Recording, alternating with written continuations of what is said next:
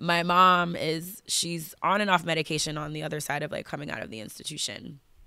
And one night in particular, she drags me out of bed, and she had ran a tub of water. She threw me in and held me under. And for her, she believed that there was a demon inhabiting her daughter that she needed to drown out. And for me, this 7-year-old child is like, my mom is literally trying to kill me. The level of connectivity that happened with me and God and the water that night has changed my life in the way that I heal. That then many years later opened the door to a modality, a manifestation process and healing process that I now call the Goddess Bath experience. What a journey. When we look at people who are like master manifestors and you're like, well, how are you manifesting that? You can only like live from that space like once you've truly allowed yourself to like go there.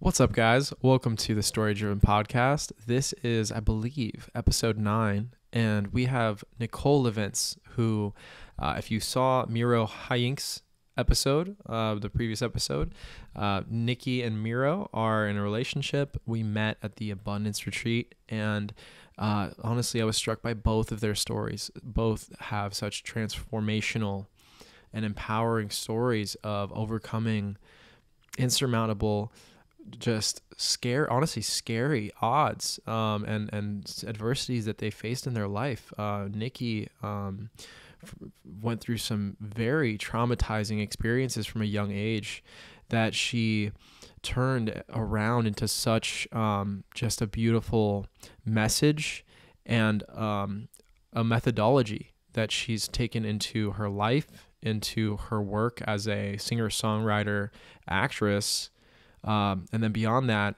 as a coach and as a guide for others, specifically women, helping them with their confidence, helping them with their purpose, helping them really just become that best version of themselves. And she does it through such a profound experience called the Goddess Bath.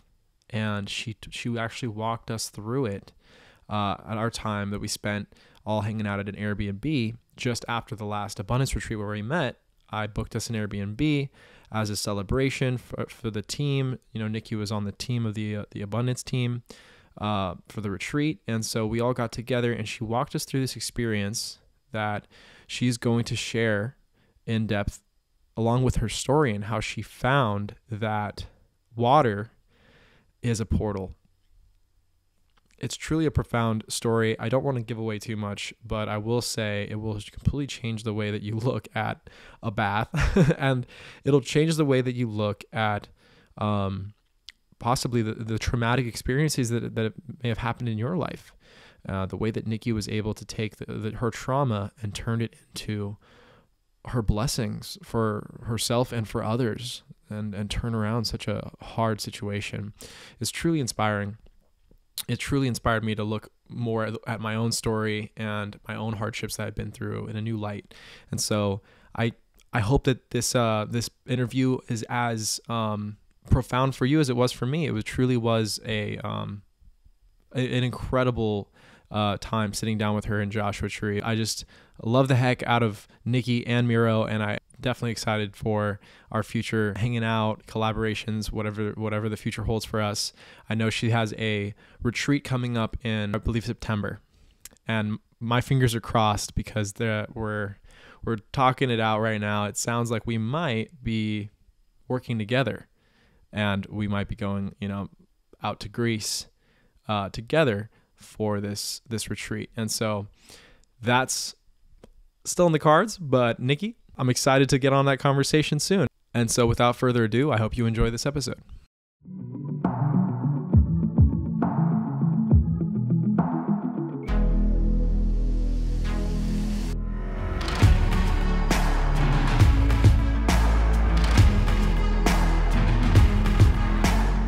All right. Well, here we are with Nikki.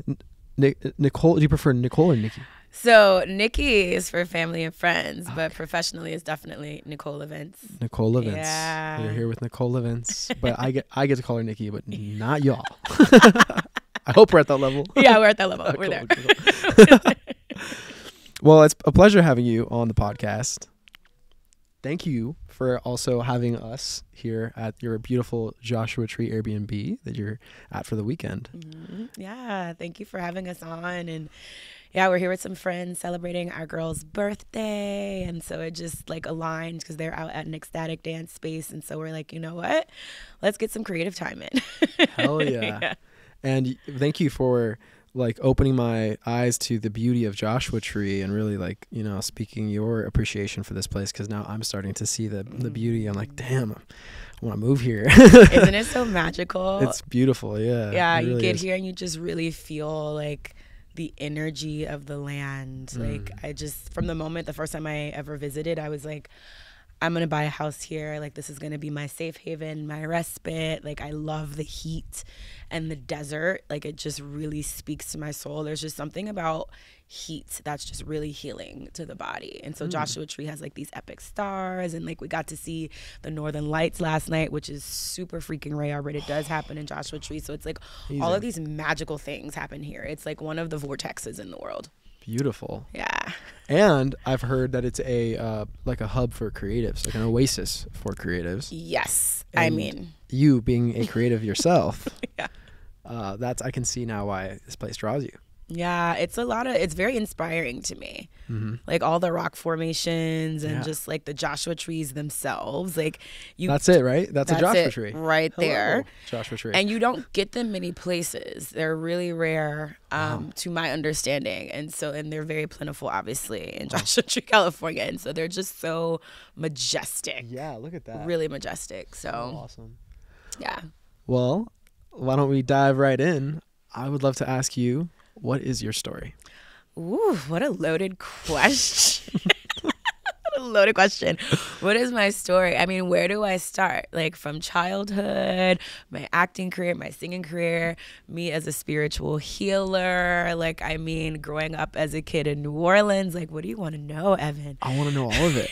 I know everything. I want to know everything. Start from where do we begin? Yeah. Do you remember being born? I'm just kidding.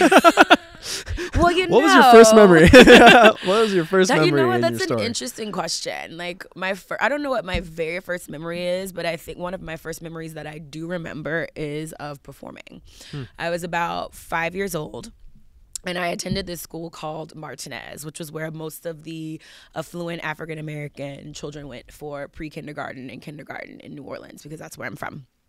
And this school, like many schools in New Orleans in the 80s and 90s, had a really fantastic like drama program.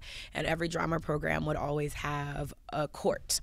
It's Mardi Gras in New Orleans, so like we do a lot of things with balls and different like royal courts.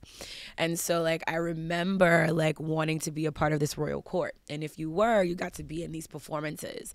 And so my earliest memories were of like rehearsing for this show and like going to costume fittings and like how was I gonna have my hair. And then I remember coming out in my big old beautiful ball gown at like 5 years old and my hair in curlers. I literally still have this picture.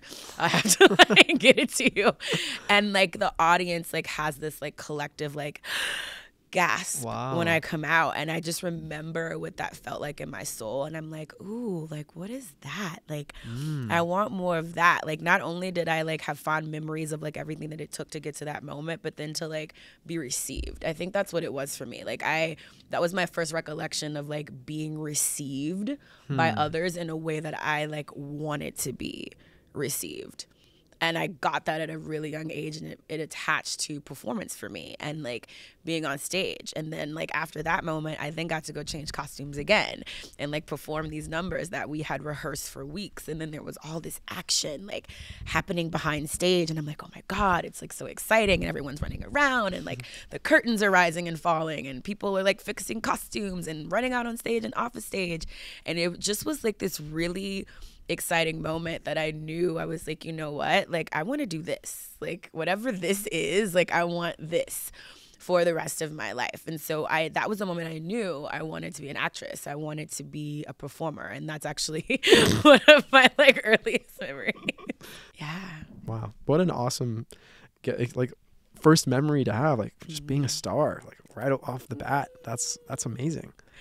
I love that you said that, because I don't know that I've ever actually like looked at it that way, as like, oh, I was like a star in that moment. And I feel like it's like a term that people give me a lot, and like I definitely like feel that about myself, and that was something that I grew into. It wasn't always the case of like really honoring that side of self, but like thank you for sharing that, because that's something for me to like actually unpack, especially as a first memory of like perceiving myself as a star, or like being perceived as a star in that moment, and having that as like one of my first memories is actually a really fun thing to deep dive into. I love that. I love that I helped you unpack and realize that. Yeah. That's amazing. That's a good one. I got to journal around that later. My first memory was a little different. Oh. A little bit more of a downer. Oh, share. But I think you might resonate, Okay. knowing what I know of your story. Yeah. My first memory was actually of nearly drowning Wow. at the beach. Okay. Yeah, I was like maybe like 4. Yeah. My brother had been diagnosed with autism earlier, like I was probably about a year or 2 after, and I just remember the waves taking me under and tumbling, and looking around for my dad, but he had gotten distracted with my brother. Understandably, had a lot on his shoulders. Just recently diagnosed autistic, 2.5-year-old, 3-year-old at the time. So I was like 4 or 5-ish, I'm pretty sure. And yeah, I think this was my very first memory, was clawing at the sand, screaming to help. And I think I could remember just seeing my dad's head just above the sand, because it was like, I could see him. He was above like where the sand kind of does like a dune onto the beach, and I could just barely see his head, and I could see him looking around for me, and he like couldn't hear me because of the waves. And then I remember him seeing me, and then going back under the waves, and then I just remember him pulling me out, like while still having to hold my brother. Wow, crazy. Wow. Yeah, I definitely resonate with that story for many reasons, as I'm sure we'll get into on the show here. And like, you actually unlocked another memory for me with water that happened really young. That's one of my earliest memories, when I was in swimming class. It's a bunch of 4 or 5 years old, and we're like on this raft. My perspective is they did it on purpose, but I don't know, could have just flipped over. But this raft, we're like in very deep water, and a bunch of 4-year-olds, like the raft like flips over in the pool. And I just distinctly remember like fighting to get above the water, and like freaking out, and not really like understanding how to swim enough to like know to like not panic. And I remember I didn't go back to swimming class after that. Like I didn't learn how to swim until my very adult years, like in my like early 30s, because like I had such a connection with the water at that point in time, and I always really have, and will continue to dive into that. Like, water has been such a prevalent like element and prolific just presence in many moments in my life. And that's another early memory that I have of like me and water, just like I don't want to say not getting along, but like I think it wanting me to pay close attention to my relationship with it. And I remember just like fighting going into the water, and I didn't like go back to learn how to swim until very later on in my life. This is also unlocking for me memories around almost drowning again when I was a little older. My cousin was struggling, and I remember going in to help her, and then her pulling me under, and then both of us nearly drowning in the pool. And then, what's funny is I ended up becoming a swim instructor. I love that. Talking in about high school. pain to purpose. So good. Yeah, full circle. And I would help kids learn to swim, and special needs kids and stuff like that. Oh, that's cool. Crazy. That's crazy that it all kind of ties together. I can maybe see why I was drawn to want to do that. Yeah, don't you just love those moments, like when you start to unpack your life, like how much of like your purpose was like always there, it was always like guiding you. Like I love that. I do. And to be honest, that's why this podcast exists, because I love story, and I love unpacking and finding like where does it all connect? Because every time it's like you learn something new about yourself, even when you look at your own story. Absolutely. So, okay, let's get back to you. So, Yeah. star in the making, Mm-hmm. and then what next? Yeah. So, overview for me, African American woman with lots of different Creole background, being from New Orleans, born and raised in a very mystical, magical, fun, world-renowned like city, which was interesting. I didn't realize how popular New Orleans was until I actually graduated high school and I moved away to college. Like I had no resonance of like the weight that that city carries all over the world. I had no idea that I lived somewhere that was like a known place that people like visited. And so grew up there, born and raised. My mother's side of the family is a very large family. My mom is one of 5. She was second born. And then on my dad's side, he's one of 3. He was the baby. And like my mom's side, very massive, very loud, very New Orleans. Most of my family members from there like have been there for many, many generations. And my dad's side is kind of from all over the states. He was from Chicago, moved to New Orleans when he was 13, I believe, on the other side of the hills of my grandmother, leaving my grandfather because he beat her. Like one time, she literally took my dad out of school, took my aunt out of school, and like put them on a train, and they like moved to New Orleans and like never looked back. So that's how my dad landed in New Orleans. And then he met my mom a couple of years later when I believe they were sophomores or juniors in high school. And they fell in love, high school sweethearts, got married, had me in their mid-20s, and in New Orleans ever since. And so I was raised as an only child. My mother, I did have a little brother that was born premature. When I was about 7 or 8, that's when things started to get a little rocky for us. I would say up until that point, I lived a pretty charmed life. We had like a big, beautiful house in a very, very, very diverse neighborhood in an up-and-coming area. It was called the West Bank at the time. So it's like across the bridge, if anyone's familiar with New Orleans. It's on the other side of like downtown in the French Quarter. There's a big bridge that crosses the Mississippi. And so like neighborhoods were like budding on that side of the water, very diverse. So I grew up on a block that literally probably had every single like culture and religion, which was really nice.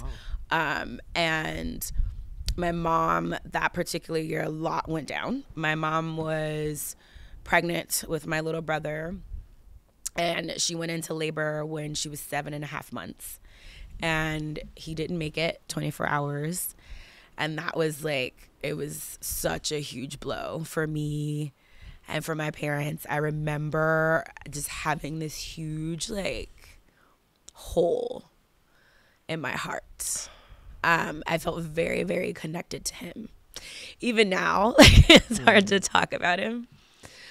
I don't know. I just always had this resonance of as a child of really having a deep, strong connection to the other side. And I knew him, if that makes sense. And so it was hard for us when he passed, and it was really hard for my mom.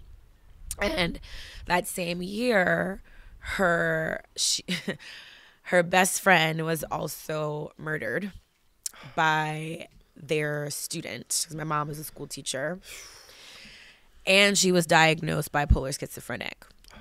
So that was a really, like, talk about, like, dark night of the soul. Like, I went through my first, like, 7 years old. Like, my whole world was flipped upside down. We went from, like, being the charm family that, like, has it all, vacation home, like, big home, backyard. I had, like, a playroom. I had, like, the garage was full of, like, games and stuff for family and friends to come over. We would go to a lot of different friends and family functions, and like we kind of became, not even kind of, but we became the black sheep after that, especially in the African American community, like in any community really in the early 90s. No one was talking about mental health, not in the way that we're having the conversation now. And for the black community, any kind of like mental health was like, go to church, let God fix it. And that just wasn't like the resource that we needed. And like, I'm a firm believer in a higher power, and like, you know, no shade to like people who are very devout and going to church and really worshiping and finding solace in that way. But it wasn't supporting us back then. Like by any means. And so we were just kind of like dealing with like all of these like dark things happening pretty much on our own. And my mom actually was institutionalized when literally the day she found out her best friend was murdered. That was kind of like the straw that broke the camel's back. And that's one of the moments, also one of my earliest memories that I'll never forget in my entire life, because two things. Number one, obviously, someone very close to me has been taken very tragically. We're still mourning the passing of my little brother. We had been seeing signs of my mom like shifting. I guess as a child, I don't know that I understood what was happening. I knew that my mom was like becoming different than who I knew her to be. And by the time she went into the institution and got out, she was just a much different person, like unrecognizable. And so to me, not the same person. And we struggled. Like we were in this like big house with like no lights on and the phone is off, and like my dad's kind of like checking out because he doesn't really like know what to do. He's present but not present, like being out all night other places, and my mom is literally on and off medication, kind of in and out of like these like reality states.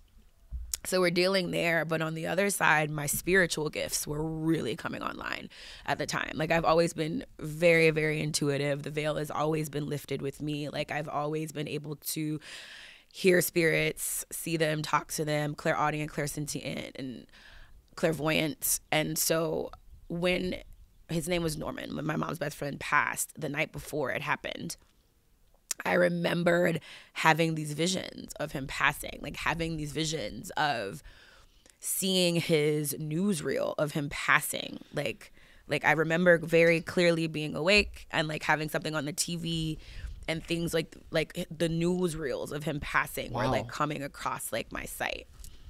And the next morning when I found out he passed, I remember thinking, like, was I supposed to say something? Was I supposed to, like, save him? And, like, what is this really? Like, what are these, like, visions that I'm having? So, like, on the one hand, I'm having, like, my first spiritual awakening as a 7-year-old child with, like, really not a whole lot of guidance or people that I can like talk to about like what's happening to me. And then on the other end, I'm like grieving 2 losses, well really 3 if you include my mom. And I'm like in this tailspin as like a 7-year-old, like trying to put all of this together and like make sense of it. And so I would say the height of things for me happened, and I think this is the story, one of the stories that I've actually shared with you off camera, and it's one of the things that I share in my community often. It's my like tragedy to triumph story that has shaped me in so many ways that I can't even explain. But my mom she's on and off medication on the other side of like coming out of the institution. And one night in particular, she drags me out of bed, and she had ran a tub of water. She threw me in and held me under. And for her, she believed that there was a demon inhabiting her daughter that she needed to drown out. And for me, this 7-year-old child is like, my mom is literally trying to kill me. And I remember being in this water, yet again, another experience with water, begging and praying for my life to God, to her, to myself. And I finally break free, and I like get in my room away from her, and I lock the door to keep that separation. And so much like, you know, now I'm able to talk about it without like profusely crying, and it's taken lots of therapy and lots of other healing modalities, and honestly me just really sharing my story to get to a place where it's not so activating and really looking at it for the blessing that it is, because the level of connectivity that happened with me and God and the water that night has changed my life in the way that I heal, in the way that I manifest, in the way that I share and tell story and even perform. And I realized very clearly that the water is like a magical portal. and there's been much science done around water and the very magical properties of water when we speak intention into it. Water has also been used in ritual in many different cultures for thousands of years. So this is like no secret that I'm sharing, but this is like my own personal like story of like I know to be true because I've experienced this through my own portal. And it was where I went and where I knew I could always go to talk to a higher power and have my prayers answered, be heard, be seen, and get answers back. And that then many years later opened the door to a modality, a manifestation process and healing process that I now call the Goddess Bath experience. But we'll get into that later because that came a little a little later in life. But wow. And yeah, you know, that's what a journey. That's there's so much more I can get into around my life, but that's what opened up the portal to a lot of what you see of who I am today. Wow. Just resonate. Yeah. At the same time, your story is just so what a journey. I really don't know what else to say. Oh my gosh. And I do feel like there's so many parts of your story that I connect with and I empathize with, from the loss of your brother to really like when my brother was born and then diagnosed at 2 with autism. It did feel like a death in the family. So, and then the mental health struggles that weren't labeled, even that my parents and just the whole family struggled through. Just there's so much of this that I'm just so grateful for getting to know you and being able to share our stories and see that we're just maybe not as alone as we thought in what we've been through. And yeah, thank you for sharing that. Yeah, thank you for receiving me. I think that's what's so beautiful about coming together and sharing story in any capacity. Like, you realize how much alike we are then we are different. And especially like, and we're around the same age, so I would imagine there was a lot of loneliness that happened for you growing up, because again, this was not the topic of conversation. And even though there were so many families actually going through some sort of like mental illness situation in the family, it's actually it's very, very common. We were not having the conversations. It was like this private guilt, shame, very shameful experience that we're going through behind closed doors. And, you know, I certainly didn't have community. I didn't find that until I was older. And then I started to share a story and I'm like, oh my God, there's so many families that go through this, and I'm not alone. And there are actual like groups for children who have family members, like immediate family members who have suffered from mental illness, and like the effects that have happened to the entire family and the family unit as a result of that. And so it just resonates with me so much as well to hear your story and to like find another like brother in this. And, you know, for me, it's like the awareness is so important, because in my family, every generation, we have somebody in the family who has a mental illness. And it's been something, a part of my work to heal the world in that way, and certainly heal it off of my family. And I think one of the ways that we all get to do that is by having the conversation. Like, awareness creates the healing. And so thank you for like having the platform, because even in this moment right now, like, we're breaking it for every single person that's watching this. We're breaking it off of our own family bloodline. And so this is how it starts. Like, this is the work that we're called to do. Yeah. Oh yeah. Big time. You inspire me. You inspire the heck out of me. You masterfully told your story. I want to also acknowledge your mastery as a storyteller. And I just see so many of the lives that you were going to continue to impact and help. And I just want to say I see you, and I can't wait to see how we can co-create more. Yes. Definitely on the same page around that. So speaking of impact, and you know, it's like, well, first, before getting into the Goddess Bath and your retreats and all of this awesome mission driven, purpose driven, present, now that you get to go out and the current journey, the story now, man, there's so much I want to ask about where we left off. Yeah. Like your mother, you know, in terms of your relationship with her, how that situation, how's she doing? Did she get treatment? Did she ever get, was she, yeah. Woo, isn't that the bigger story? We're still in it. You know, because she's very high functioning. Like my mother has a PhD and got a PhD and her master's. Wow. Like, on the other side of that. And like, you know, just to reference Dr. Ken, who, you know, we met together, who, you know, does a lot of work with families who have struggled with mental illness and schizophrenia and bipolarism, to be more exact.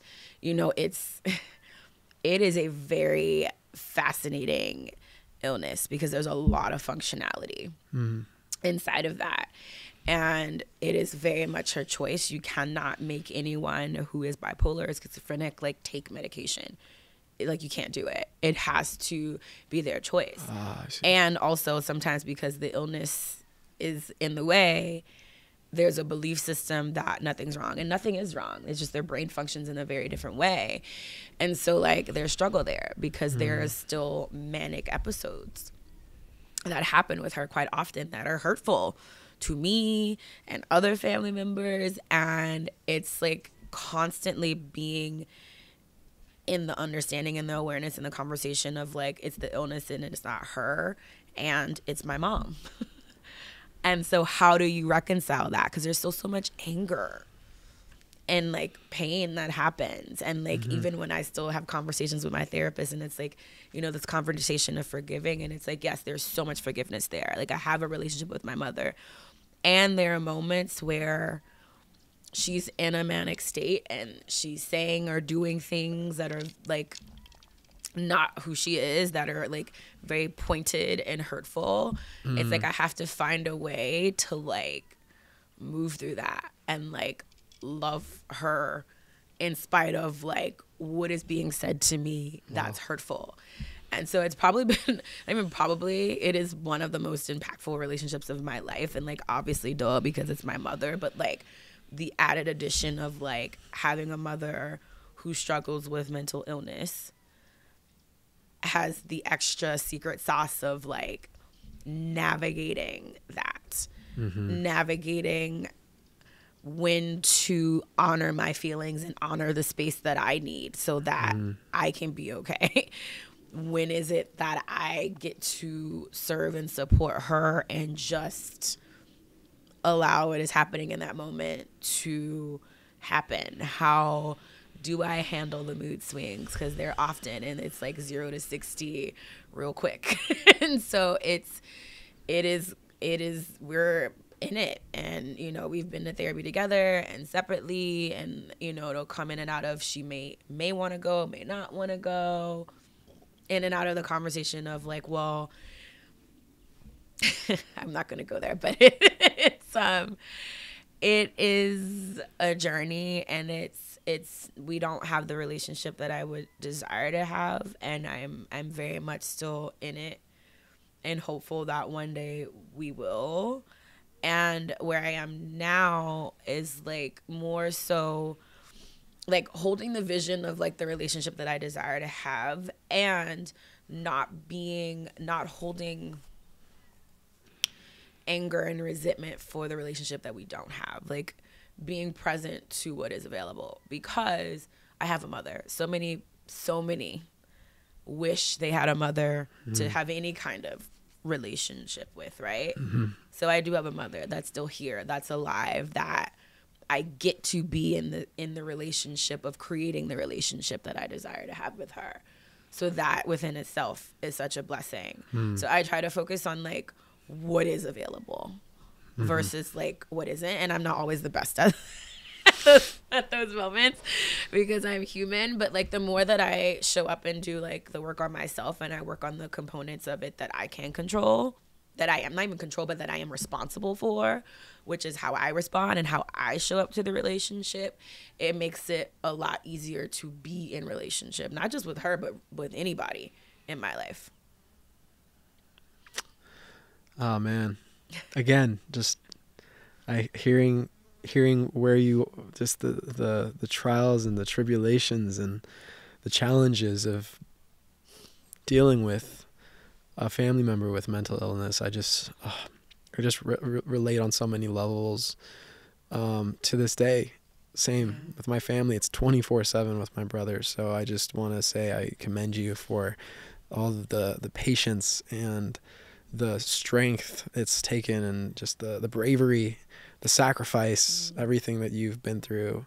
Thank you for sharing it, because I think it's so important that these stories are shared for others out there who also, hopefully this helps them feel less alone. And oh man, just want to give you a big hug right now. But thank you. Yeah, the other component of it too that I always like play when I share this story is like, because I don't know that she's, and I've shared it a lot, and I don't know that she's actually seen me talk about it in a public manner. Like, I've certainly shared it with her and shared it in therapy, so I'm not saying anything to the world that I have not shared with her. Mm-hmm. And like, for so many years I didn't, because it was like, I don't want people to perceive her in a certain way, because there are spaces where she shows up so very powerfully. Mm-hmm. And it's like, there are those moments of like mania that take over. Mm-hmm. And I do wonder a lot what it's like for her. Yeah. I wonder that every day with my brother. Like, what is that? What is he going through? What does he need? Yeah. Like, really, truly, like, what's the root and how it works? Every day we're talking, like, me and my family are having those conversations. Yeah. Because I know it's out there. Like, we have faith. And the same with your mom. Yeah. I have faith. There's that hope that keeps us going. You got to keep that hope. That's like, man. Woof. A lot to process. Yeah. So, and then all you can do is sometimes just laugh. Genuinely. Just go take a deep breath out, in and out, and go, whew. All right, another day, Yeah. Oh man. Yeah. I'm manifesting that one day. It's the Oprah interview that I'm manifesting, that like someone interviews us together, and like to hear each other's perspective, like side by side. Yeah. I'd be curious to see like what would happen as a result to be like in that conversation. And I don't even know if I'm ready for that, but I hear that. Yeah. But anywho. Yeah. Oh man.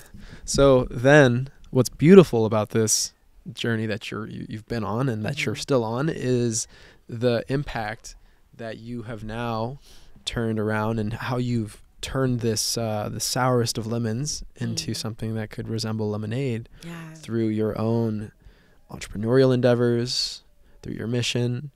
And so I'd love to ask you, what's your mission? Oh man. These big questions, Evan. My mission, I want this world to have fun. Like, just like experience a level of freedom where like life doesn't feel like work. I feel like we waste so much time like on the way to somewhere. And like what's really important is like the journey. And if we could like all have like the opportunity to be in the play of our own lives. And so for me, my vision for the world is playful and abundant and joyful and sexy and powerful and creative. Like we're very incredible like beings. Like, wow, like who and whatever was the creator, whether that was the planet or chance or, this person in the sky, whatever we choose to believe. Like, wow. I'm curious what you believe. I believe in source energy. For me, it's like I do believe in a higher power, and I believe that higher power is us, like the collective energy that is all of us, and not just human beings, but the planet, the stars. Like, I believe we're all one, and that is God. To me, that's what I believe. We're all connected to it. We can draw from it. It is the infinite realm of possibility. Like, that's what I believe. It's really, really very simple. There isn't any separation. If you look in nature, there's like, everything is such a mirror for like each other. It's quite magical and absurd and fantastic at the same time. It's like, I don't believe that it's some spiteful man or whatever that's like waiting for us to like mess up. Like, that seems very ludicrous to me. Like, we are all here for a purpose, to move life. Life finds a way, and we are here to create life. Period. Evolve life. Like, and we're all connected to that. And when we transition to whatever is next, you know, we're all a part of that big brand story. It's not a brand at that point. Take the brand out of it.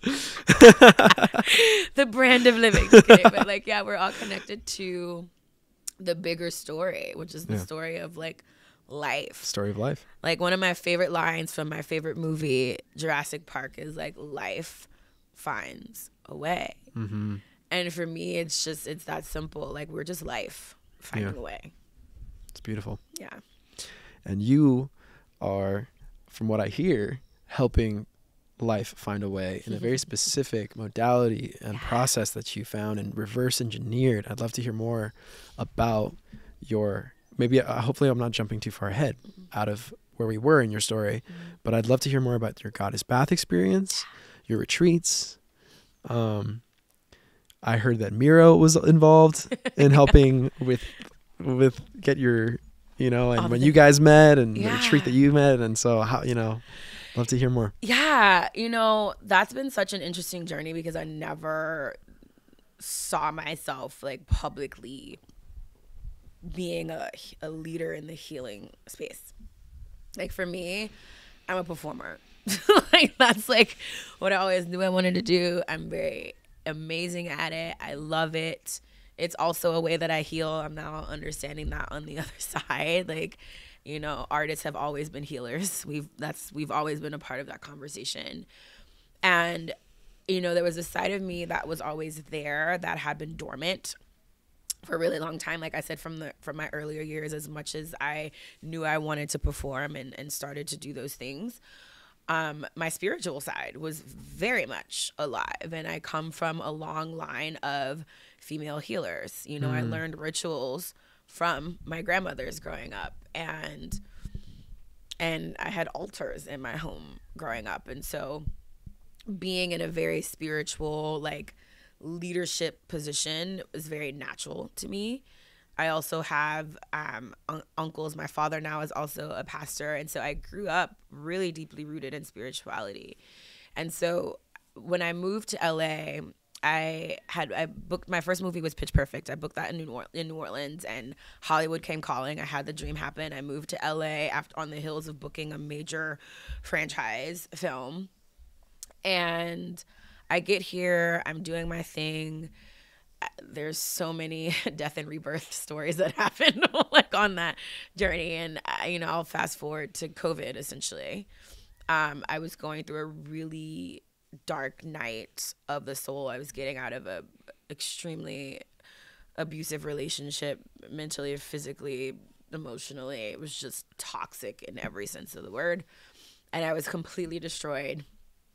Like, literally, like, how I see manifestation in life, when we are on our wrong path, the universe will rock bottom us. I like to call it like our bathroom crying moments on the floor. Like, we will get, you know, punted off of the side of a cliff face first when we're not, like, you know, answering the calling that's on our life. And there was something at that time that wanted to come through, which was like my spiritual side really wanted to be seen. Like, there was a way that I was like supposed to be a leader in the space that I was not honoring. And I rock bottomed out in all the worst ways. And same in 2020 was my rock bottom. Woo! Yeah. In all the worst ways. And, you know, in a lot of ways, I believe 2020 happened for me, like coming out of 2019. That's crazy. Yeah. I felt the same way. Yeah, I'm like, yeah, God did this for me or whatever did it for me. Yeah. I was crashing, and then the world crashed around me. That's essentially the way that 2020 happened for me. Yeah. It's weird. Yeah. Like the timing of that was wild. Yeah. Like I was on, like I had, so let me just paint this picture, and because it leads, I have to tell this please to be able paint to it. lead it Paint it into for me. everything else. So it's like September 2019, my relationship is ended. My partner at the time, we were kind of like on and off for a few months, but it was definitely ending. And like the nail in the coffin was like the girl that he had been like cheating on me with, like found out she was pregnant, and then like they moved in together, and that was like all she wrote. And I got the intuitive hit to like go on a pilgrimage for 2 weeks to heal, get clear, listen. And I do that. And I remember like at the time I would do like, I was like a brand ambassador. I would manage for like every huge brand you could ever think of. I would go on these tours. And so I decided to go on like a month tour to basically stack up money so I can go on this like pilgrimage. So on this month tour, I meet all of these insane women who were also deep into spirituality and into all of these different modalities that I hadn't heard of yet. And I was just sharing that I'm going on this pilgrimage, I'm coming out of this relationship, and I'm seeking myself again. I feel really lost. And they're like, oh my God, you would love human design. So I got introduced to human design at that point in time. And then they're like, oh my God, you would love this community called To Be Magnetic with like with Lacey Phillips. And I'm like, okay. So I like get that information, and then someone else is like, oh my God, like look into Gene Keys, like this is really going to open up a lot for you. So on my 2-week trip, I like load up on like all these podcasts and like books to listen to, and like all these modalities to deep dive into. And like I didn't speak to anybody. Like the only time I used my cell phone was to like listen to a podcast or like an audiobook. I told everyone in my life who loved me, like, I'm not gonna, like, I'm okay, but like I am not speaking to anybody. I am going to talk to God in the wilderness for 2 weeks because I'm lost and I need to find myself. And my first stop, interestingly enough, was Joshua Tree. Oh, no wonder you love it here. Yeah. And I had been to Joshua Tree many times, but in every time it was like a healing. It's always been a healing stop for me. Like I come here and my body like recalibrates in this really magical way. So I get to Joshua Tree, and the house, the Airbnb that I had rented, literally burned down the night before. Apparently the owners had a meth lab on the property. And it burned down. So I had nowhere to stay. And Airbnb was like, we'll refund you. We'll also pay for your hotel. Like, we're so sorry. Wow. So I end up getting a hotel, like, my first night. And I get, like, all these crazy, like, downloads from the stars and all these things. And I, like, take off on this 2-week journey. And I go to, like, Death Valley and, like, Yosemite and Big Sur. And I literally hit up most of the national parks in a 2-week span. Just me and my dog, Sandy. And I cry and I laugh and I write and I sing. I go into the mountains and I'm like literally just channeling and singing. And I literally have video of all this. I documented the whole thing, and I've actually never put it out. I had somebody edit this 2-week thing into like a documentary that I've never like ever put out. It's just sitting like on my hard Sounds drive. amazing. On my hard drive right now. And I healed myself. Like I got clear on what was next, and like when I came out on the other side, it was like, you need to go home. You need to go home. So it's, I decide I go home. I'm getting things together. I have my car, you're from LA, so you know. So I'm like living in mid-city LA. I have the car parked like on the street because I didn't have a parking spot at my little studio that I had at the time. Drunk driver hits my car. Totals my freaking car. I had insurance, but not collision. So it wouldn't cover it. Oh. This person not only totaled my car, but 5 other cars. And it was a whole cluster fuck getting the insurance to pay out on all of us. And so I was without a car now in LA. So I couldn't do any any of my brand jobs because I have to travel all over. Had no car. The insurance money wouldn't pay out. And I'm spiraling. And so I call my dad. I'm like, I have no money. My car has been totaled. I cannot pay my rent. I literally spent all the money I had on my little pilgrimage, and I got my answer. But I'm like, what the fuck, universe? We're not fucking done. Like, what else?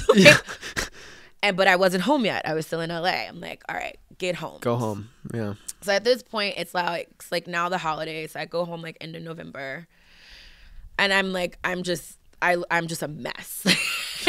I'm a complete wreck.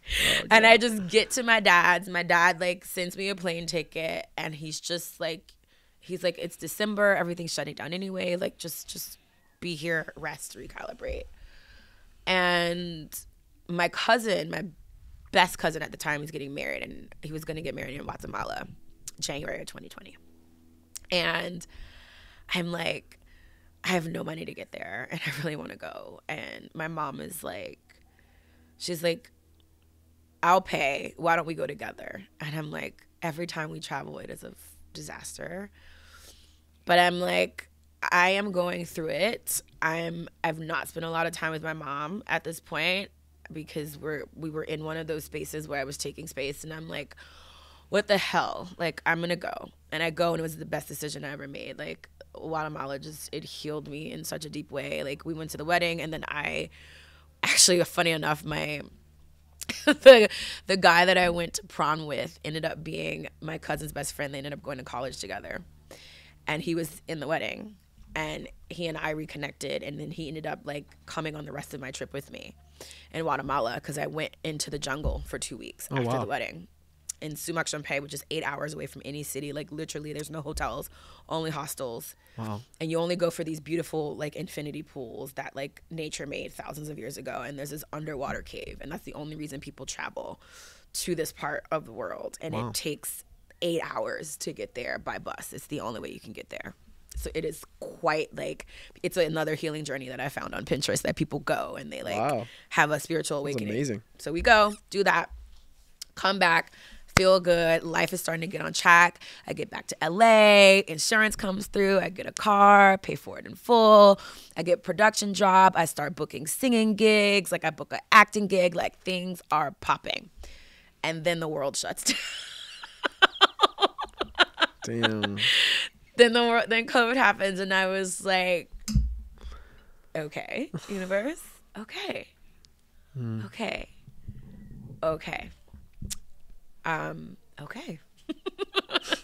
What are we doing? It wasn't just me. The whole world is now having a collective pause. And so I took the pause. Yeah. I went into healing even deeper, like deep personal development. And that's how I met Miro. Amazing. And I've been talking for a long time, so I don't know if you got a question in between, but now is where we get into... No, you're doing great. Like, now is where we get into the You're doing great. I don't have to ask any questions. You're like painting the picture beautifully for us. So keep going. So this is the level, and I share this to say, because I know someone's gonna hear this and like really get it, who's like in this moment of like, you're taking the hit and you're taking the hit and you're taking the hit. And sometimes like you take the hit and it's like, all right, you start to see the light, and then like bam, you get hit in the face again, because there's still something that's coming through. It is so for your benefit. It is so for your benefit, I promise you. It is happening for you, not to you, ever. And 2020 sits my ass down in a way that I could have never imagined. And my spiritual gifts like just explode. I start attracting just the craziest things. Like, I don't know that I really paid rent since then. Like, I remember manifesting, like coming out, like in the rock bottom, I start to really look at my own manifestation patterns, and I start to study it through other people. Lacey Phillips has a really incredible program. I used hers, also The Secret, and reading all these other books. And like The Alchemist was like my Bible at the time, and the Four Agreements. And I was just really getting into the energetics of like what it looked like to create a life by your design, and studied people who had done this by attracting and not by doing. And so I start to get into this attraction zone. And like when 2020 happened, I was like, fuck, like I attracted this pandemic because I needed the pause. I was like, I want to just create. I want my intuitive gifts to come online. Like, I don't worry about rent. I don't want to like have to work. Like, I just want things to be taken care of. And that's literally what I manifested. because I'm a performer and I'm a unionized performer, SAG was like insanely quick when COVID happened. Like we probably were some of the first people in the country to like get benefits. And because like I had my acting, I had a company set up to funnel all my acting and music money through. So like when the pandemic happened and people had to apply for like resources for support, I had years of backlog of like taxes because I had set myself up as a business. My dad taught me that when I first became an actor. He was like, set yourself up like a business. And so all the work that like everything that I had done up to that point, like prepared me to literally like manifest this moment in my life where like all I wanted to do was sit down and create. And that's what I did. I was like, what am I good at? Like, what are people listening to? And like one of the things that was really clear that was like popping on my socials and popping in my life was like this thing called a goddess bath that I was doing. And I've been doing it for many years.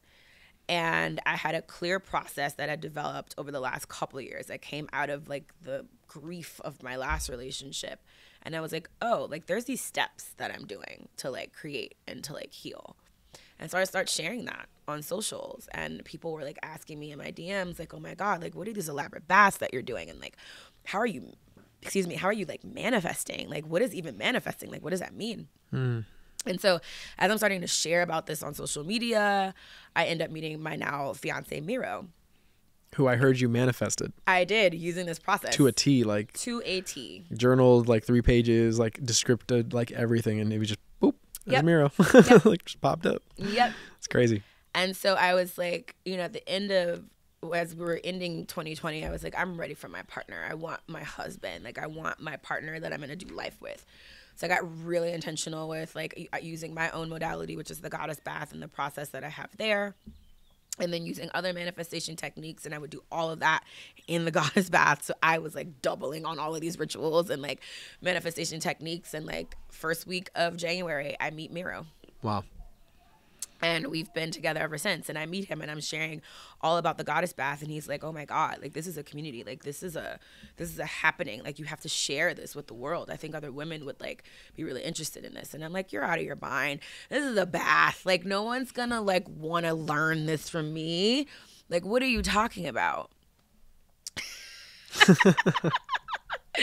And it's so funny to think of now, like, you know, 1,500 plus women in my community later, and traveling, speaking, retreats, and doing this ritual all over the world, you know, 3 years later. It's like, you just like, to anyone listening, like you don't know what parts of your story are going to become the blessings of your life. So I would love to ask you, like, through this process of discovering the goddess bath for yourself, was this like a conscious thing? Was it like something that happened like subconsciously at first that like you didn't even, like you kind of like found yourself in terms of like the connection from water, like from the trauma, your experiences with water in the traumatic sense to like through your life? Yeah. So thank you for that question, because it's a couple of different things. There have been these very distinct moments with water and with tubs in my life. And I think every time I got a code from each of those moments. So I shared one of the ones that has happened with my mom. And then when it comes to like the actual curation, that came from my grandmother, my mama, my father's mother. She's actually my only still remaining living grandparent right now, well into her 90s. Oh, and she used to do herbal baths when I was sick as a child, like picking herbs from the garden and putting like Florida water, which is if you're from the southern states of the United States, it's like cleansing like auric water. And also like she put me in my first ice baths. Like I was doing ice baths when I was a kid. Like whenever I had a fever, she would run cold water and pour ice in the water and put me in an ice bath and have me sit in it to get my temperature down. And so like I've been doing like these herbal baths and ice baths since I was, you know, a kid. Pretty hardcore for a kid. I mean, even for healing. You know, like now ice baths are like, oh my God. Yeah. So like from the curation side, and I'll get into the steps in a minute, that component of it came from her, like understanding how to curate what to actually put in it. the component of like it's a portal and I can have my prayers answered and divine is listening came from the experience with my mother. And now the rest of it came during that time when it was like 2017, 2018. I was doing goddess baths, but there wasn't like a manifestation process, I would say, to it that I was like consciously aware of. I was certainly manifesting things on the other side of it, but I don't know that I was like conscious to what I was doing. That came through another moment in the tub when I was dating that ex that ended in 2019. We were kind of on and off for like 2.5, 3 year period. And somewhere in the middle of that, and I've shared this component of the story as well in other spaces, so I'll share it here too. I will make a disclaimer for I'm gonna make some triggering statements or statements that could be triggering around sexual trauma and also suicide. So if that's something that's going to be off-putting, I would suggest skipping a few minutes ahead. So the person I was dating at the time, we decided to have a sexual experience, have a threesome with a mutual friend of ours. And at that time in my life, I was it was like my LA party phase. Like I was acting, I was young, I was making money. I also had a cool like side job in between acting, like making a lot of money. I was living the LA like vibe. So like sex, drugs, rock and roll was the way. Like that was that period. And we had a particular night where it very much looked like sex, drugs, and rock and roll. And we decided to have a threesome with a mutual friend. That went horribly wrong. My partner just responded in a way that was really demeaning and disrespectful on the other end of it. Like I was thrown out of his house, like literally in my underwear on the street. Yelled all kinds of names. Like it felt like a complete setup. Like I had been set up by these guys, and I was like mortified and felt like an idiot. And I called my best friend at the time, who was also no support, because at the time I was just surrounding myself with toxic people that made me feel like shit, because that's how I felt about myself. I didn't feel worthy of much of anything at that point in my life. So I surrounded myself with people who also reminded me that I wasn't anything. Wow. So called this friend at the time, and she was, I told you this would happen. Like, yes, that was stupid. And like, why would you engage in that? And obviously they set you up. And so another notch. So I go home and I am just feeling like a super zero, like worthless. I get into my tub. I run the bath. I have razor blades from when I would arch my eyebrows, and I slit my wrist in the tub. And I remember, like, I'm, like, bleeding out, and I remember light, then black. And I don't know how long I was out, but I came to, and I immediately remember, like plugging my wrist and like grab towels to stop bleeding. And like I don't know like where I went or who I talked to, but I came back with a mission. I came back with a very clear process of the goddess bath, and I came back with a mission to support women to heal themselves. Wow. In the tub. And from then on, it was a really clear process, because what happened to me after that, I remember I wrapping my wrist up, and I just stared at myself in the mirror for a really long time. And like what I came to realize was like the problem in my life wasn't everyone else. It was me. I was the common denominator. And if I wanted anything to change, then it had to be me. And I got to love the sides of myself that I decided were beautiful. And I also really started to love the sides of myself that I decided were so ugly. Because who was this woman that would like slit her wrist in a tub because some guy broke her heart? Like that was never the version of myself that I ever like believed I was. But there I was. And I knew I wasn't the only woman or person going through this level of darkness and willing to go there. Like, willing to be, I am done with this shit. Something must change. And in a lot of ways, and some people will disagree with me attempting to take my life saved my life. I could say the same thing about my attempted suicide. Wow, I didn't know. In 2020. Well.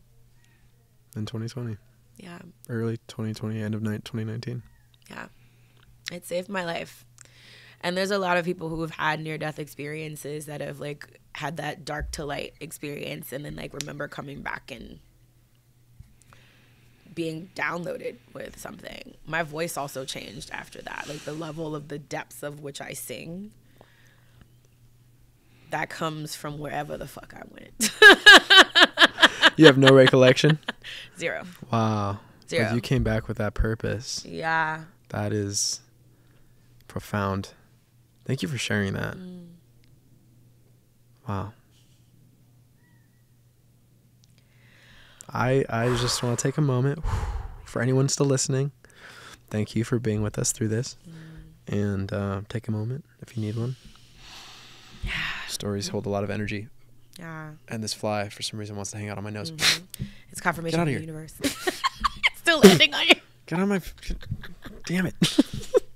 You know, I was like, I've shared this part of it probably maybe about 5 times of the Goddess Bath journey. And, like, every time I'm like, is this going to be the one that my parents hear? Because they don't know. Like, my family doesn't know. Yeah. Like, it hasn't, like, gotten. Like, one of my family members, my cousin, who's, like, she's actually my operations manager, she knows. But, like, my parents don't know that I attempted to take my life, and no one else really. And I keep wondering, like, when's going to be the interview of the podcast or the story where that gets to them and then I get to have that conversation. I mean, yeah, that's a tough one to unpack. And I'll leave it at that. Yeah. Yeah. I think on some levels I actually look forward to it. I think there's going to be a lot of healing Yeah. I think in that. absolutely. Absolutely. Yeah. Anyways, where to go from here? Where do we go from here is the Goddess Bath experience. Yeah. Rebuilding, Yeah. healing, Healing. you know, how do we take these dark nights of the soul and turn them into something positive? And, you know, how can we, that's what I think for me resonates is I came back with out of that, you know, for me, it was insomnia that led me to my psychosis or whatever I was in for like 2 weeks. And it came back to, like, you know, don't let a test, don't let a testing or an adversity go to waste. You know, like, what did I learn from this? You know, why am I here? And very much like a lot of the realizations you had is like, I'm the problem, also the solution. And, you know, I think when you get to those depths, it really did build, I think, an empathy in me for, I think I like connected to the universal suffering, like the conscious, this like suffering, collective suffering is how I would put it. And so it's like, once you tap into that, for me, it was like, how can I, and I sense this in your story is like, yeah, you came back with like this is where I was going wrong. I kept looking at things like, like this life is about me. It's all about me. You know, this is the trap of like the Hollywood, being in Hollywood, being in LA, the ego, right? Like, you know, everything, the money, the status, the cars, whatever, like, you know, the career, it's all like, how can I achieve more status, more this, more that, so that on the outside I can be really like be perceived to be this way and be happy and be, you know, and that'll be a success, that'll be accomplishment. And what's missing from the equation is like, if it was all just about you, then why would anyone else have to exist? Like, why even be born into a world where others are around? Why not just hang out in your blissed out nirvana, pre-birth, embryonic state, you know, floating on some blissed out existence. And it's like, no, it's not why we came here. We didn't come here just to like self-fulfill and it's about more. Yeah. Even for me as an artist, and I take so much of that into the Goddess Bath experience, which has been so fun to like put all sides of me in the sandbox and play together, because so much of my acting side has informed how I create the Goddess Bath experience and how I facilitate events and retreats. It's very much a performance. It's very much me being able to lose myself in energy to be able to transmute and heal for others. And in that, I heal myself. And so it's been like this crazy, amazing journey. And I laugh because this was not a part of my plan that I had. Like, and in that, it really is, because one thing that I've not really shared a lot around, like my crust, my like foundation for acting, I love it. And it's like I shared about like my first taste of that being my first memory. But what I also believed, the story that I told myself as a child after my mom was diagnosed, was, well, I'm going to become so famous that I'll be able to like pay all the expensive doctors and do all the research to fix my mom.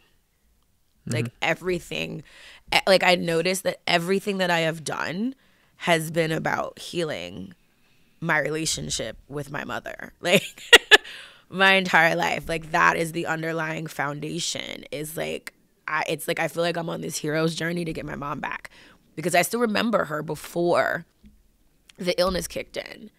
It's like something triggers it. It wasn't always there. And it's like I'm going to have so much influence and I'm going to be so known that I'm going to be able to walk in any door and make anything happen. Wow. And like that was the foundation of it for me. Like that's like my child brain. I understood that as an avenue that I also liked, that I was good at, that I could like get the result of healing. And so like when I look at like how the Goddess Bath has developed and the process that has come out of all of this, and like my journey of being able to do that, because I'm such a powerful speaker because of my acting background, because I've done so many things on camera, I am able to like put all of that together to be this vessel of healing for the planet. And like even like now with my singing, like it is so not about me. It's a literal transmission from the divine through my body out of my throat to whoever's listening. Like I know that even like when I'm on screen, I am proof of what is possible to somebody out there. And so everything that I do is about healing this planet so that we can live in joy and not pain. What I love about your story is the way that your passion for performance and then the adversities that you faced came together to form purpose. Aligned purpose, where you got to use your passions to help others and really achieve your purpose and live that fulfilled journey where you get to make that difference in the world for others. And I just love that. I'd love to hear these stories where you've man, what an evolved leader you are. And I'm just so grateful that we got to connect, because I had a profound experience through your Goddess Bath experience. I had a profound awakening of when we walked through the experience, which you really can't put into words. You have to be a part of it. When we use the water as the portal to put our wishes and put our prayers in, and we joined in a circle, and it was a ritual. It was a spiritual experience. But the word that I got back, or the realization that I made, was what am I being called to do, or what is like that purpose? And the word that came through for me was healing as well. So I love how you're talking about healing, and for me, healing. And so now it's like I'm looking through things from a different lens. how are we creating more healing? And so through every client that now I'm bringing on, through the work we're doing here, it's like, how are we creating more healing out there in the world? Because I think that was a big awakening for me and constantly every conversation we have, every time we talk, it's like, that's that like link that connects us is that aligned mission, aligned purpose. Yeah. And like for me, healing is so synonymous to manifesting, because that's one of the main things like my community and my clients are always asking about. It's like, well, I'm doing the affirmations and the meditating and it's still not coming through. But it's like, okay, like what are your limiting beliefs that are underneath that? Like what are the stories that you are still living out that you've not allowed yourself to move past? And so there is no manifesting without you going into your story and really like reconciling your life. Oh yeah. And integrating all sides of self, because like the shadow has a beautiful way of showing up at inopportune moments when you don't, deal with it. And like for me, that was my dark night of the soul. My shadow was like, you will not ignore me anymore. I am going to show up and show out and explode your whole experience until you hear me.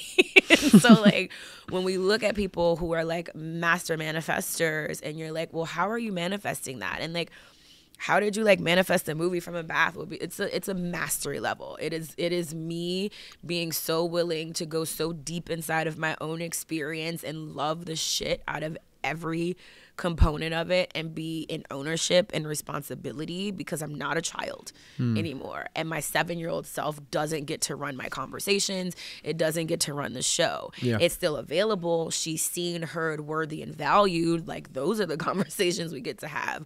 But she doesn't get to make decisions from that place of fear and anger and pain. And you can only like live from that space like once you've truly allowed yourself to like go there with yourself and be willing to see it and face it and love you anyway, and know that like this part of your journey is probably the most important part. Like this is what your gift is to the world. Like your pain is your gift.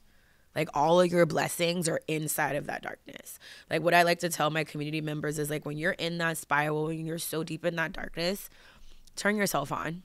You're the light. Oh yeah. You are the light that will cast out all of that darkness, bring it completely into the light. And that is a choice every single time. And it may not feel easy in the beginning, and in fact it won't. It really will not. It might be some of the most painful work that you ever do in your life, but I promise you it's worth it, because what's on the other side of that is you just attract magic and miracles. And like that's what I teach in the Goddess Bath experience. Like that's what the Goddess Bath experience is. It is teaching you through self-care how to literally become magic, become a miracle. And I haven't really become, but remember that that's already who you are. Period. And so it's like, get in that tub. Like set your intention. Like that's step one. It's like step one is setting the intention. Step two is like cleaning and clearing. Like what in your life and in the physical bathroom is like dirty and unorganized and taking up space and useless and like things that you no longer need. Like going not only to the physical bathroom, but like your actual life. Like what do you need to get in integrity with? Cleaning that up, because nothing new can come through when something old is taking up its space. It's like literally carrying around death. Death with you. Death is meant to be buried, mourned, accepted with gratitude and love. Like death has its place and it's beautiful. It is a necessary part of the process. And life goes with life. Life doesn't get to carry around death with it. That's not how that works. And it's the same with manifesting. So step two in this experience is like literally cleaning and clearing out your life. That was that mirror exercise that I did on the other side of my suicide attempt. Was like I realized like I had to clean house. Literally and figuratively. Man, I wish I would have known you around that time that I needed to clean house, because I think I had a little too many skeletons in the closet for too long. Yeah. But I found my way eventually. Yeah. But I just had to COVID 2020. I just had to chill. Yeah. do nothing. Yeah. So And then step 3 is the part that I learned from my great grandmother, which is curating, using your 5 senses based on the intention. So we manifest with our 5 senses because we're in the material plane. Like that's how we experience this life. So any manifestation that you're doing when you're using one or any, especially all of the 5 senses, is going to anchor it in this planet. So what you want to do is curate your bath. Everything that you're going to put in your bath, around the bath, or even a shower if you're going to do a shower, is based on that intention. So say you're manifesting love, like I did with Miro. I had like rose candles and I put rose petals in the water and milk and honey because that was very sensual and passionate and sexy to me. And those were things that I was calling in the relationship. And I put on an awesome R&B playlist on because that's my, the listening. I was eating like chocolate covered strawberries and like drinking champagne. So you like, created the environment. Exactly. And then that brought you to that frequency. Yes. To attract that same frequency in return. Exactly. That's what I'm hearing. Yep. That's exciting. Yeah. That's a really like alchemy. That's alchemy, yes. right? The Alchemist. I love that book. Yeah, same. That's like one of my books that I just, oh my God, that was an eye opener. And I hear that you're an alchemist. Yes. You're creating this, this healing, multi-dimension, like every dimension, all in multiple perception and, or all of the sensory, the 5 senses. And to me, like what I hear in that is like, and you can continue doing it out after the bath. Yeah, because what happens is it translates, like all that work you do in the tub starts to translate out in your life every day because you now create a safe space. You know how to arm yourself, for lack of a better word, with like the tools that you need to create and heal. And so that starts to leave the tub with you when you're out in the world. And something that just came through that's never hit me in a way that's so freaking cool and I'm going to start using in my like copy and all the things is like the goddess bath is a spiritual gumbo. It's like you're adding all your I love that. The New ingredients. Orleans history. I love it. I love it. You're like, you're making a spiritual gumbo that you get to steep in and heal and be heard. And, step 4 is resting, integrating, which is such a huge part of our experience, especially in this go technological culture. It's like we want to do everything fast and now. It's like there's power in the pause. Power in the pause. Oh yeah. Take a beat. Beauty and boredom is the way I put it. Ooh, I love that. B&B. I love that. And then step 5 is journal. That is one of the oldest tried and true manifestation hacks and practices. Oh yeah. It is how we communicate. There's nothing like putting pen to paper, writing it out, making it plain. What came through for you? What are you manifesting? What are you healing? What are you noticing? And you can journal before, during, or after. And so that is the 5 steps that have come through in each of my experiences in the tub. Thank you for sharing that with us. That is a magical process that you have founded. What an incredible journey that you're on, and I cannot wait for us to just keep co-creating. Yes. I can't wait to have that conversation. I know Kim's hungry, but we're all hungry. I know that she's been wanting to go to Greece. Your next retreat's at Greece. Yes, it is. We need to talk about. We will. We'll talk off camera at dinner. I'll just say you sold me in terms of like yeah. I mean, because I've literally went through the process, so it's like I'm sold. Like you are the real deal. Anyone who is needing some. Remind me of the 3. I know clearing. Yeah. So number 1 is intention. 2 is clean and clear. 3 is curate, using your intention based on your curate. Using your 5 senses based on the intention. 4 is rest and integrate. 5 is journal. Amazing. Well, thank you for sharing that with us. Thank you for sharing your story with us, Nikki. You are incredible, a star, a powerful leader, and also my sister in a lot of ways, in every way, my soul sister. So thank you for being soul family to me. And is there anything that you would like to leave our audience with, who has been so gracious and stuck with us through what a journey? Yeah, I would say continue to be on the journey with me. Like, follow me on social. I post a lot about all of these things, about Goddess Baths, about my relationship with Miro, what we're up to, about all of my movies that I have coming out. You can IMDb me and find all those things if that side of you is if you're interested in that. I have an album coming out August 10th. So, and that's where I musically reveal everything that I've gone through on the musical side of things. So you get to experience the Goddess Bath from this side, but I will take you on the musical journey of my journey. I love that. With my album. So that's another way to tune in. And, my parting words would be follow your dreams. And I know it sounds so cliche, but there is no one on this planet that can do life the way that you do. And if you choose to not walk in your path and in your purpose, like, we are going to miss out on something so magnificent. And I selfishly want to see you. I want to see you win. I want to see what magical gifts you're going to leave this world with. Like, I want it. I need it. So shine your light. What an empowering message. Thank you. Yeah. This song is called Romantic Tragedies, but it's already been previously released, but it will be re-released on my new album coming out August 10th. We're going acapella. We're going Did you want to throw a backtrack, or are you going acapella? We're gonna go acapella. We're just gonna give them a little taste. Can't wait. Just a little taste. Let's go. Yeah. What's so cruel when I look at you? I'm a fool. Tell me what to do, Lord.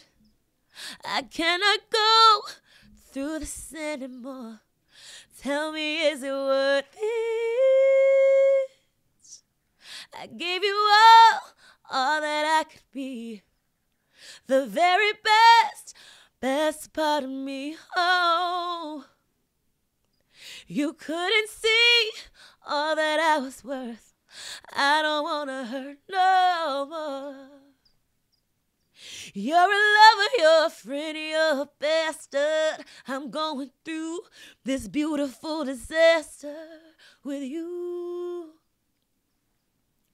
Taking all of my energy, and I'm so tired, and I'm worn out of romantic tragedies.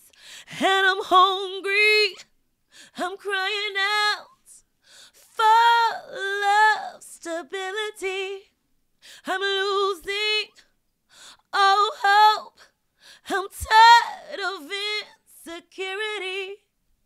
Why don't you see me through the same eyes?